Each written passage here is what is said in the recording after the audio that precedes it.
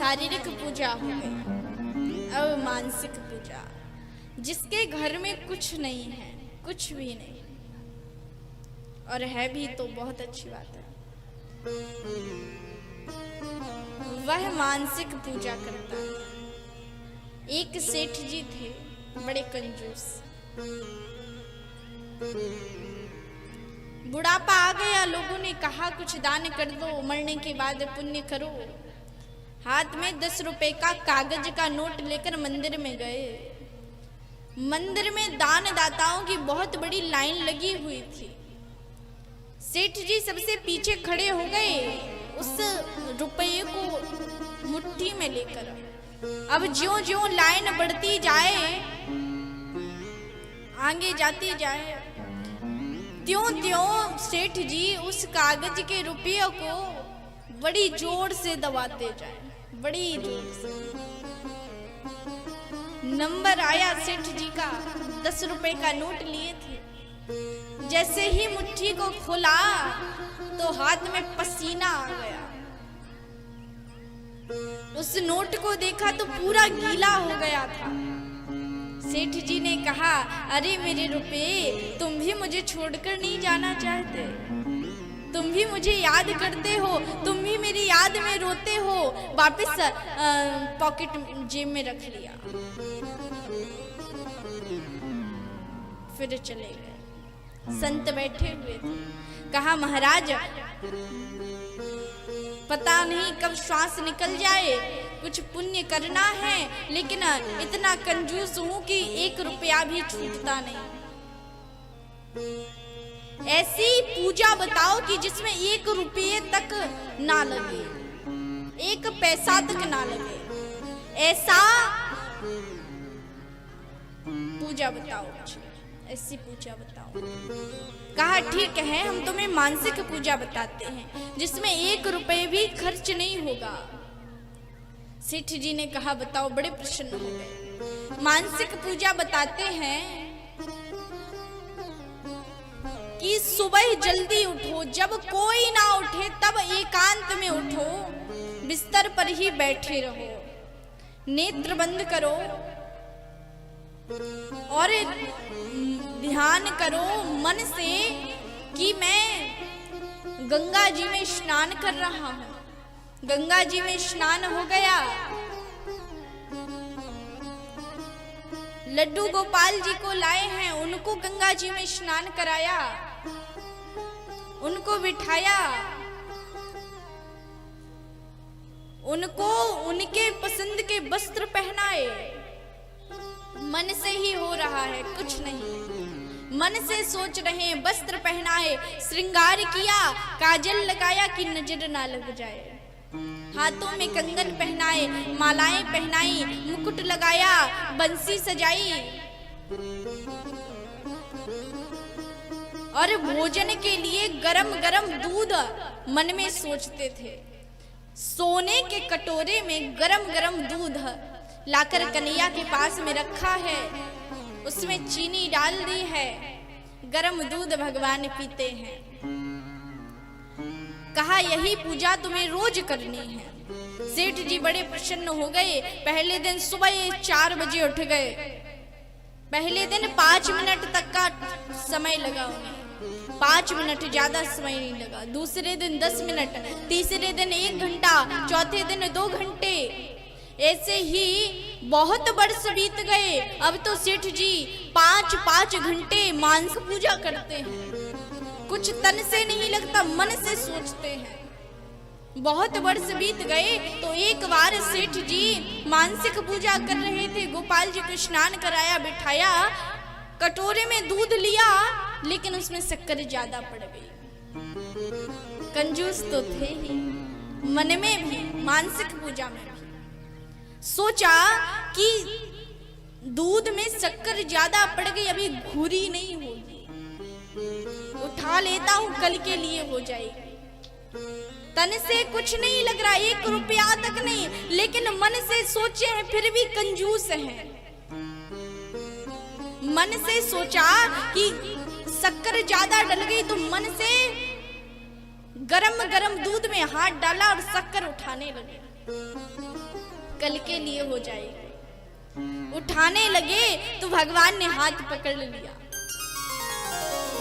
कहा सेठ जी इसमें तो कुछ लग ही नहीं रहा था, फिर भी इतने कंजूस थे कि मन में जाकर मन से सोचकर गरम गरम दूध में हाथ डालकर शक्कर निकाल ली। अरे इसमें तो कुछ लग ही नहीं रहा था। सेठ जी बड़े प्रसन्न हो गए, मन में सोच रहे हैं। कहा कन्हैया अगर पता होता कि शक्कर ज्यादा डालने से आप प्रकट हो जाते हो तो पहले ही दिन शक्कर डाल देता ज्यादा दूध में, पहले ही दिन दर्शन हो जाते। कहने का भाव शक्कर की कोई कमी नहीं है, शक्कर इसमें नहीं है। शक्कर कोई डाल दे भगवानी प्रकट ना हो, शक्कर की कोई बात नहीं, मन की बात है, मानसिक पूजा की बात है। अगर आप रोज मानसिक पूजा करोगे तो कभी ना कभी तो मन लगेगा। कपिल देव जी कहते हैं कि जब जीव गर्भ में होता है तो एक दिन का जीव जब गर्भ में होता है तो अति सूक्ष्म होता है, 5 दिन का होता है तो फल जैसा बड़ा हो जाता है। जब 1 महीने का जीव होता है तो उसके सिर का निर्माण हो जाता है। माता देवहूति ने कहा गर्भ में तो उसे बड़ा सुख मिलता होगा, न सर्दी है न गर्मी है, न शोक है न मोह है। कपिल देव जी ने कहा मैया ये मत पूछो, गर्भ में तो उसे इतना दुख मिलता है, मात्र गर्भ में पलने वाले छोटे छोटे कीड़े, छोटे छोटे कीटाणु उसे काटते हैं, वो चिल्लाता है, रोता है, लेकिन कौन सुने उसकी। जब 7 महीने का जीव गर्भ में आ जाता है तो उसे अपने पूर्व जन्म की याद आती है, पाप कर्मों की याद आती है। भगवान से प्रार्थना करता है हे प्रभु इस नरक से मुझे निकालो, इस गर्भ से मुझे निकालो। ऐसी भजन करूंगा, आपका ऐसा भजन करूंगा कि दोबारा इस नरक में नहीं आना पड़ेगा। लेकिन जैसे ही प्रसव की वायु का वेग बढ़ा, जीव जैसे ही गर्भ से इस दुनिया में आता है, संसार में आता है, भगवान को भूल जाता है। और थोड़ा बड़ा हुआ, मन 2 जगहों पर बट गया, माता पिता में। और बड़ा हुआ, भाई बहनों में मन बट गया। और बड़ा हुआ, स्कूल जा रहे हैं पढ़ने के लिए, मित्रों में मन बट गया। और बड़ा हुआ, विवाह कर दिया माता पिता ने। अब जो पिता में अनुराग था, माँ में प्रेम था, वह अनुराग और प्रेम की डोरी श्रीमती जी के हाथ में रख दी।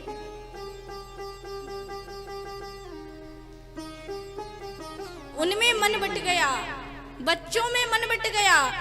वृद्ध हुआ और जैसे जीव संसार में आया था वैसे ही चला गया। पुंडपी जन्मम पुंडपी मरणम पुंडपी जननी जठरे शयनम। बार बार जीव आता है संसार में, बार बार चला जाता है। भक्ति की 3 धाराएं होती हैं। सबसे पहली धारा होती है विश्वास की। भगवान की कथा सुनने जाते हैं तो विश्वास लेकर जाओ कि हमें कथा सुनना है तो उससे हमें क्या लाभ होगा। 7 दिनों में जो भी कथा सुन रहा है कुछ ना कुछ तो जीवन में बदलना ही चाहिए, नियम सबको बनाना चाहिए। एक व्यक्ति संत के पास में गया। संत ने कहा कि तुम्हें 6 महीने में भगवान के दर्शन हो जाएंगे, तुम भगवान का भजन करना और जिस समय पर तुम भजन करना उसी समय को रखना, बदलना मत। 7 बजे भजन शुरू किया तो 7 ही बजे रोज भजन करना है। मंत्र दे दिया संत ने, इस मंत्र पर भजन करना। 7 बजे दीपक जलाया, मंत्र आरंभ किया। ऐसे ही 6 महीने हो गए मंत्र जपते जपते। आखिरी दिन था 6 महीनों में से, आखिरी दिन था। आज भगवान के दर्शन होने वाले थे उस व्यक्ति को। मंदिर में गया, दौड़कर जिस मंदिर में जाता था 6 महीने उसी एक मंदिर पर जाना था। मंदिर में जाने लगा, फिर सोचा अरे दीपक तो लिया ही नहीं, दीपक लिया। केवल आज तो बड़ा लेट हो गया था, केवल 1 मिनट बचा था, उसी समय पर स्टार्ट करना था, शुरू करना था उस मंत्र को। बैठा हुआ था, अब दीपक जलाने लगा तो माचिस ही ना मिले। अब सोचा 20 सेकंड रह गए हैं, कैसे करें, 1 सेकंड भी कम हुआ तो भगवान के दर्शन नहीं होंगे। माचिस ढूंढने लगा लेकिन माचिस नहीं मिली। वहां से एक गाय चराने वाले ग्वाले जा रहे थे। उस ग्वाले ने उस व्यक्ति से पूछा, बताओ तुम्हें क्या चाहिए, तुम जो मांगोगे मैं तुम्हें दे दूंगा। उस व्यक्ति ने कहा, तुम मुझे कुछ मत दो, तुम मुझे माचिस दे दो। उस ग्वाले ने उस व्यक्ति को माचिस दे दी, जल्दी से माचिस जलाई, दीपक जलाया, मंत्र आरंभ किया, लेकिन भगवान ना आए। संत के पास गया, कहा मैंने 6 महीने नियम से व्रत किया, नियम से पाठ किया, भगवान के दर्शन ना हुए। संत ने कहा ऐसा तो हो ही नहीं सकता। आंखें बंद कर पूरा दृश्य देखा। संत ने जैसे ही नेत्र खोले, खिलखिलाकर हंसने लगे। उस व्यक्ति ने कहा, मुझे भगवान के दर्शन नहीं हुए और आप हंस रहे हो। संत ने कहा कि भगवान तो आए थे, भगवान तो आए थे, तो हमें दिखे क्यों नहीं।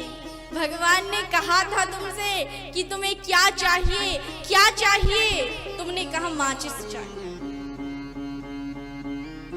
भगवान ने तुमसे पूछा था कि बताओ तुम्हें क्या चाहिए, तुम जो मांगोगे मैं तुम्हें वही दूंगा, लेकिन तुमने कहा मुझे कुछ नहीं चाहिए, माचिस चाहिए, माचिस दे दो। भगवान ने तुम्हें माचिस दे दी और भगवान चले गए। किसी भी रूप में भगवान आ सकते हैं। कपिल देव जी कहते हैं, मैया भजन करो, विश्वास करो, दूसरी धारा है, भगवान से कोई संबंध जोड़ो। कोई भगवान से पिता का संबंध जोड़ता है, कोई माता का, कोई भाई का, कोई बहन का, कोई पुत्र का, कोई मित्र का। भगवान से संबंध जोड़ो। तीसरी धारा है समर्पण की।